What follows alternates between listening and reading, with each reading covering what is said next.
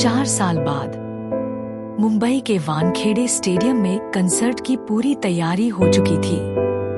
Concert के लिए लाखों की संख्या में लड़के लड़कियों की भीड़ एकत्रित हो चुकी थी। उन सबके हाथों में अपने फेवरेट सिंगर का बैनर था। लड़की तो लड़की, लड़के भी उसे देखने के लिए पागल हो रहे थे। 2 सालों से सिंगर का ऐसा जादू था कि वह हर किसी का पसंदीदा सिंगर बन गया था। कंसर्ट रात के 8 बजे से शुरू होना था, लेकिन ऑडियंस 7 बजे से ही जमा होने लगे थे। पूरा स्टेडियम लड़के लड़कियों से खचाखच भरा हुआ था। कहीं भी खड़े होने के लिए 1 इंच की जगह नहीं बची थी। किसी सिंगर के लिए इतना पागलपन देखकर मीडिया वाले भी हैरान थे। हर चैनल पर बस इसी कंसर्ट की चर्चा हो रही थी। लेकिन वही भीड़ को संभालने में ऑर्गेनाइजर को काफी मशक्कत का सामना करना पड़ रहा था। ऐसा लग रहा था यदि अब उनका फेवरेट सिंगर नहीं आया तो वो सब कुछ भी कर जाएंगे। ऑर्गेनाइजर बार बार सिंगर को कॉल कर रहा था, लेकिन दूसरी तरफ से कोई कॉल उठ नहीं रहा था। वो परेशान होकर इधर उधर घूमते हुए टेंशन से अपने बाल नोचते हुए मैनेजर को कॉल लगाया। मैनेजर के कॉल उठाते ही ऑर्गेनाइजर गुस्से से बोला, ये हमेशा अपने ही मन का क्यों करता है? यदि बता देता कि वो इस वक्त कहाँ है तो क्या हो जाता उसका? कम से कम हमें भीड़ को काबू करने में कुछ तो आसानी होती। जवाब में मैनेजर सिंगर के बड़े से होर्डिंग को देखते हुए कहा, उसे मजा आता है लोगों को अपने लिए पागल होते हुए देखना। दोनों बातें कर ही रहे थे कि तभी एक चमचमाती काले रंग की मर्सिडीज कार स्टेज के पीछे आकर रुकी और ठीक उसके पीछे 2 और कारों आकर रुकी, जिसमें से ब्लैक ड्रेस पहने बॉडीगार्ड दौड़ते हुए आगे आए और ब्लैक मर्सिडीज कार का पीछे वाला दरवाजा खोलकर साइड में खड़े हो गए। तभी कार से महज एक 25-26 साल का लड़का थोड़ा लड़खड़ाता हुआ बाहर आया। उसे लड़खड़ाता देख उसके बॉडीगार्ड उसे संभालने के लिए आगे बढ़े, लेकिन वो उन्हें रोकते हुए बोला, कार्तिक दीक्षित अभी इतना कमजोर नहीं हुआ कि उसे सहारे की जरूरत पड़े। उसकी कड़क आवाज सुनकर सारे बॉडीगार्ड अपने हाथ बांधे वहीं खड़े रह गए। तभी ऑर्गेनाइजर भागते हुए आया, उसके पास आया और अपने गुस्से को अपने अंदर दफन करते हुए मुस्कुराते बोला, welcome Kartik sir, welcome sir, please जल्दी अंदर चलिए। बस आप ही है जो उन सबको संभल सकते हैं। हम लोग पागल हो गए उन्हें संभालते संभालते। कार्तिक तिरछी मुस्कान के साथ ऑर्गेनाइजर को देखा और फिर बिना कुछ कहे ही स्टेज की तरफ बढ़ गया। स्टेज पर कार्तिक को देखते ही सारे लोग पागल हो उठे। वो सब जोर जोर से होर्डिंग करने लगे। पूरा stadium love you Kartik, I love you Kartik की आवाज गूंज पड़ा।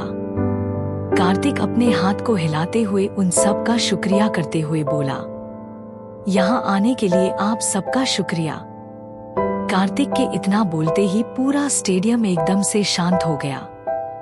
लेकिन तभी एक लड़की उस भीड़ से चिल्लाते हुए बोली, I love you Kartik, please एक बार आई लव यू बोल दो।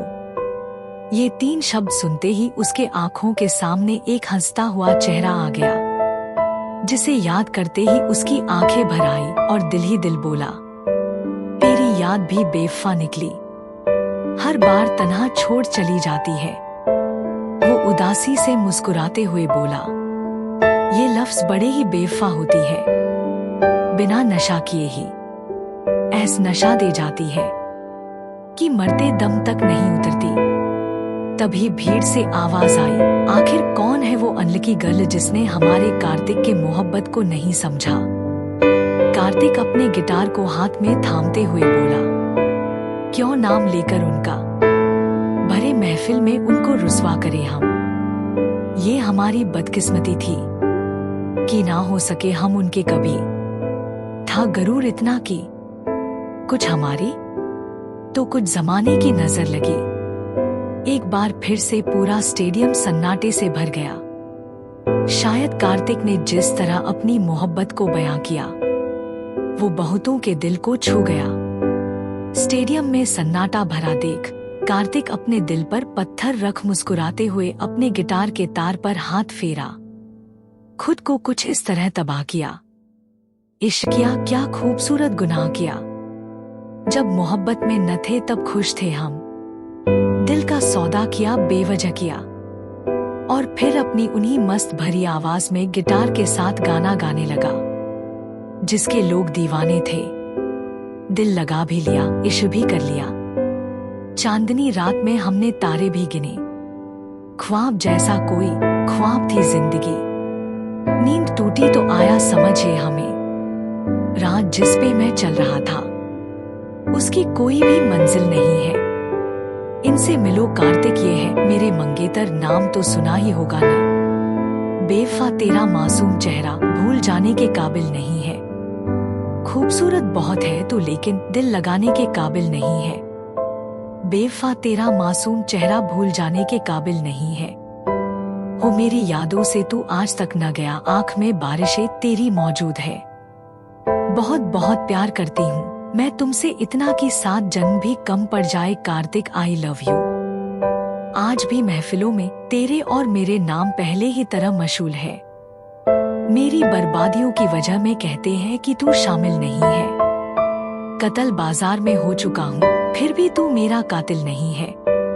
तुम्हारे जैसे बेटे से तो अच्छा भगवान हमें निसंतान ही रखते, यूं तो दुनिया में तमाशा नहीं बनता हमारा। बेवफा तेरा मासूम चेहरा भूल जाने के काबिल नहीं है। झूठी वफाओं की झूठी कहानी है तूने सुनाई मुझे। मेरे लिए तो खुद भी था झूठा, मैं सच मान बैठा तुझे। सारे के सारे जख्म है संभाले जो तूने दिया थे मुझे। अब धड़कता है सीने में मेरे है वो पत्थर, कोई दिल नहीं है। जिंदगी भर जिसे चाहा, मर के भी मुझको हासिल नहीं है। प्यार करने का दावा करते हो ना, तो मुझे मेरी जिंदगी वापस दे दो। मेरी जिंदगी से बहुत दूर चले जाओ। बेवफा तेरा मासूम चेहरा भूल जाने के काबिल नहीं है। भूल जाने के काबिल नहीं है। आंखों में नमी लिए हुए कार्तिक ने अपना गाना खत्म किया, लेकिन सिर्फ वही जानता था इस गाने का एक एक शब्द उसे तीर की तरह चुभ रहा था। उसके मुस्कुराहट के पीछे कितना दर्द था, ये तो बस वही इंसान बता सकता था जो अपनी जिंदगी की जंग हर तरह से हार गया हो। गाने का एक एक लफ्ज उसके दर्द को बयां करने के लिए काफी था। लोग चिल्लाते रहे और वो स्टेज से उतरकर अपनी गाड़ी की तरफ बढ़ गया। ऑर्गेनाइजर, मैनेजर और बॉडीगार्ड सब उसके पीछे दौड़ते हुए आए, लेकिन वो बिना मुड़े, बिना किसी की परवाह किए ड्राइवर के हाथ से कार की चाबी लेकर वो खुद कार ड्राइव करते हुए वहां से तेजी से निकल गया। उसे अभी इस याद से, उस सूरत से, उस दर्द से, उसकी झूठी मोहब्बत से, उसकी बातों से दूर, बहुत दूर जाना था। भीड़ भाड़ वाली रास्तों में उसकी लंबी सी गाड़ी सबके लिए हैरत और लालसा से भरी थी, लेकिन किसी को ये तनिक भी अंदाजा नहीं था कि उस कार में बैठा इंसान खुद को अभी कितना छोटा और असहाय महसूस कर रहा है। उसके आंखों के आंसू इस बात के गवाह थे कि वो पल पल बिखर रहा है टुकड़ों में, लेकिन शायद उसके जज्बात का, उसके आंसू का कोई मोल नहीं था। और आगे की कहानी सुनने के लिए लाइक एंड सब्सक्राइब करें। धन्यवाद।